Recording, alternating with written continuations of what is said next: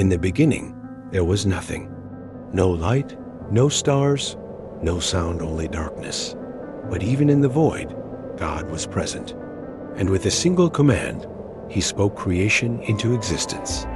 "Let there be light," he declared. And suddenly, darkness was pierced by radiance. The first day had begun, and God separated the light from the darkness, calling them day and night. But this was just the beginning. On the second day, God stretched out the heavens, forming the vast expanse we call the sky. He separated the waters below from the heavens above, shaping the atmosphere, a place where life would one day breathe. Imagine looking up at the sky on a crisp morning, the clouds rolling gently above a canvas designed by God's own hand. Then God spoke again. The waters beneath the sky began to shift and pull away, revealing dry land. Mighty rivers carved their paths, oceans stretched wide, and mountains rose. Then life began to bloom, fields of green, towering trees, and flowers of every color. For the first time, the earth was alive. The fourth day brought the celestial bodies, the sun to rule the day, the moon to glow at night, and the stars to scatter across the heavens. These lights were not random.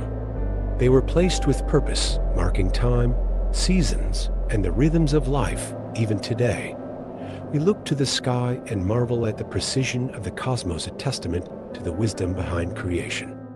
On the fifth day, the stillness of the seas was broken as fish of all kinds filled the waters, from tiny minnows to mighty whales. Above, birds soared, painting the sky with their songs. Creation was unfolding, diverse and magnificent. Then came the sixth day, God's masterpiece. He filled the land with creatures of every kind, some that ran, some that crawled, some that roared in the wilderness. But something was still missing. And so, with divine intention, God formed humanity different from the rest, made in his own image. Not just another creature, but a reflection of himself, given authority to steward the earth. Man and woman were created, not as an afterthought, but as the pinnacle of creation, designed to walk with God, to know him, and to carry purpose. And then God rested, not because he was weary, but because the work was complete, perfect. He looked upon all he had made and called it very good. The rhythm of creation was established: work, life, and rest in harmony. Even today, this rhythm remains a reminder to pause, reflect, and appreciate the gift of existence. This story is more than ancient poetry. It's a reminder of power, purpose, and design. Remember, God didn't create out of need. He created out of love, and we are not accidents. We are intentional. Creation is a gift, and with it comes responsibility. So as you step outside and feel the sun on your skin, hear the rustling leaves, or gaze at the night sky, remember you're part of something far greater than yourself.